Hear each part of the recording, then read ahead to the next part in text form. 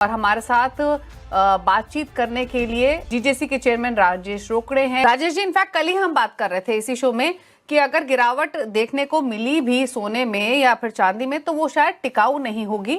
Volatility market में यहाँ से आ सकते हैं, उसके लिए प्रिपेयर रहना चाहिए, लेकिन ऑर्बिट सोने का चेंज हो चुका है। और इनफैक्ट आज का ही आप प्राइस एक्शन देखिए, एक समय में 10-12% की गिरावट देख रहे थे, अब सिर्फ इंटरनेशनल मार्केट्स में या घरेलू बाजारों सिर्फ 2-2.5% के लॉसेस ही हैं। कैसे देखते हैं आप यहाँ से प्राइसेस को सोने के?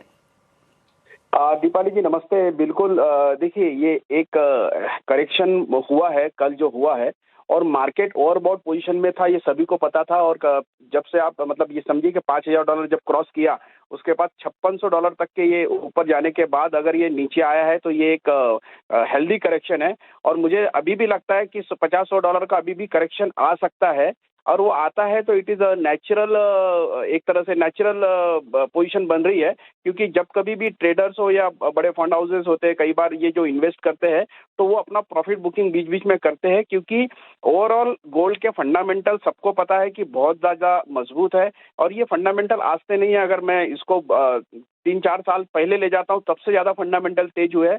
अगर आप मैं सभी दर्शकों को आपके माध्यम से बताना चाहूँगा कि रशिया और यूक्रेन का जब वार शुरू हुआ था, तब रशिया के ऊपर जो रिस्ट्रिक्शंस लगाए थे, तो रशिया के जो रिसोर्सेज थे, उनके जो बहुत सारी चीज़ें जो देश के बाहर थी, उसके ऊपर रिस्ट्रिक्शंस लगे थे। इस वजह से वर्ल्ड वाइड एक मैसेज गया था कि अपने रिसोर्सेज को अपने अपने पास रखो, और तभी से ये ट्रेंड पूरे वर्ल्ड में शुरू हुआ है कि अभी इंक्लूडिंग चाइना, अपना इंडिया और सभी देशों ने अपने अपने रिसोर्सेज जो जो बाहर है उनको सब ने अपने अपने पास लाना शुरू किया। और ये जो फंड उनके पहले रहते थे डॉलर्स में, वो 80% तक के डॉलर्स में रहते थे, उसको घटा के 52% तक के नीचे ला लिया गया है फॉरेन रिजर्व को। और वो जो पैसा है, वो जो करेंसी था, उसको गोल्ड में कन्वर्ट कर दिया गया था। इस वजह से ओवरऑल डिमांड पिछले 4 साल से बहुत ज्यादा बढ़ी है। और कंज्यूमर तो ठीक है, डोमेस्टिक बाइंग होती है, लेकिन साथ ही साथ सभी देश अगर इसके तरफ अट्रैक्ट होते हैं तो इसका इम्पैक्ट हम लोग ने देखा। इस वजह से वन साइड गोल्ड ने ये दिया है, लेकिन ये रिकवरी मोड पे है। और मुझे लगता है ये एक तरह से शॉर्ट टर्म है, लॉन्ग टर्म के लिए अभी भी गोल्ड बहुत ज्यादा बुलिश है, मुझे यही लगता है। ओके अच्छा, एक चीज और राजेश जी, अब ऐसी उथल पुथल के बीच में आज स्पेसिफिकली फिजिकल मार्केट में क्या एक्शन हो रहा है? कुछ रिपोर्ट्स ये हैं कि ज्वेलर्स ने ऑर्डर लेने बंद कर दिए हैं, इतने ऊपर नीचे के दायरे सोने के देखने को मिले हैं।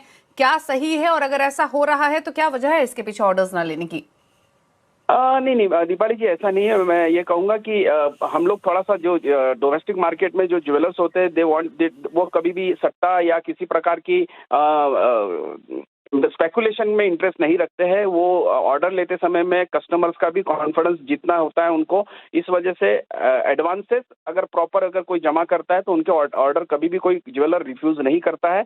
इतना है कि पहले कई बार देखा जाता था कि 10%, 20% या 30% तक के एडवांस देके लोग बुकिंग कर लेते थे, बाद में फिर बोलते थे कि भैया हम लोग बाद में ले जाएंगे, और बाद में कहीं ना कहीं कस्टमर और ज्वेलर के बीच में कई बार तकलीफें हो जाती थी। आप मैं अगर कल का ही उदाहरण ले लेता हूँ तो कल तक के सभी जो सोच थी वो यही थी कि अभी और नया टारगेट क्या आएगा 5600 के बाद।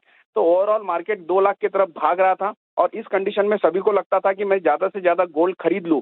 और ऐसे समय में अगर ज्वेलर बुकिंग कर लेता है तो ज्वेलर भी सामने कहीं ना कहीं अपने होलसेलर के पास बुक कर देता है, और ऐसे कंडीशन में अगर वो ऑर्डर कैंसिल हो जाता है तो ज्वेलर को नुकसान होता है। इस वजह से ज्वेलर्स लोगों ने थोड़ा सा एहतियात बरतने के लिए, जिससे कि उनका जो रिलेशन है कस्टमर और ज्वेलर के, वो अच्छे रहने चाहिए। इस वजह से उन्होंने ट्रांसपेरेंसी के साथ लोगों ने कहा कि 70% तक के आप अगर एडवांस जमा करते हैं तो ऑर्डर बुक करते हैं, अदरवाइज ऐसे कंडीशन में करना मुश्किल होता है। क्योंकि कल ही के कंडीशन में अगर किसी ने ऑर्डर दे दिया और कल ही अगर 3-4-5 हज़ार का रेट अगर नीचे आ गया तो कस्टमर कई बार ये बोलता है कि नहीं नहीं भैया मुझे ऑर्डर कैंसिल करना है, तो ये प्रॉब्लम आती है।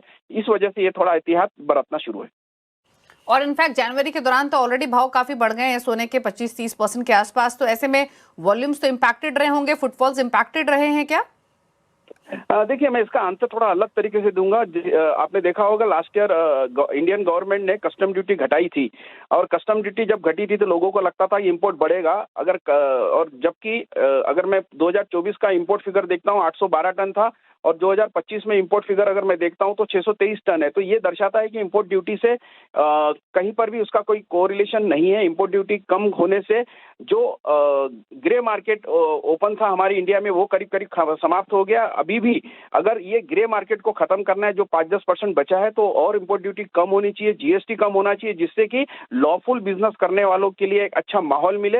ये ज्यादा जरूरी है, क्योंकि जब जीएसटी और कस्टम ड्यूटी अगर कहीं ना कहीं अभी तो बीच में अभी कल या परसों में लोकसभा में भी एक किसी सांसद ने इस चीज को उठाया है।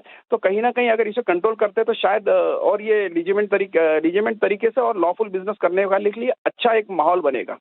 चलिए होप यही करते हैं कि पॉजिटिव स्टेप सरकार उठाए इस बार के बजट में जेम्स एंड ज्वेलरी इंडस्ट्री के लिए। थैंक यू राजेश जी, आप शो में आने के लिए और बातचीत करने के लिए इस मुद्दे पर।